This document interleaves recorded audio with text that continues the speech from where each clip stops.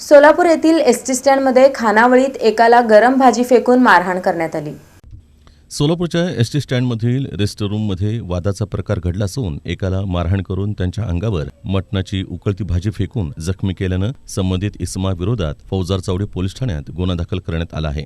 दिनांक 23 एप्रिल रोजी रात्री ही घटना घडली। हा गुन्हा 3 मे रोजी दाखल करण्यात आला आहे। कुंदन विजय डांगे राहणार गोलेगाव तालुका लोहा जिल्हा नांदेड याच्यावर हा गुन्हा दाखल करण्यात आला असून पिराजी बाबूराव गीते वय वर्ष 41 राहणार मुक्काम पोस्ट कासर्डी खेडेवाडे तालुका भोर जिल्हा पुणे यांनी फिर्याद दिली आहे। दिनांक 25 एप्रिल रोजी रात्री 9:30च्या सुमारास सोलापूर इथल्या रेस्टरूममध्ये जेवण करण्यासाठी फिर्यादी आणि सहकारी बसले असता आरोपी हा बाहेरून आला। त्यावेळी फिर्यादीनं त्याला इतक्या वेळ तू कुठे गेला होता अशी विचारणा केली असता तू मला कोण विचारणारा, तू काय माझा मालक आहे का असं म्हणत माझ्या बापापर्यंत जातो का असं म्हणून शिवीगाळ केली।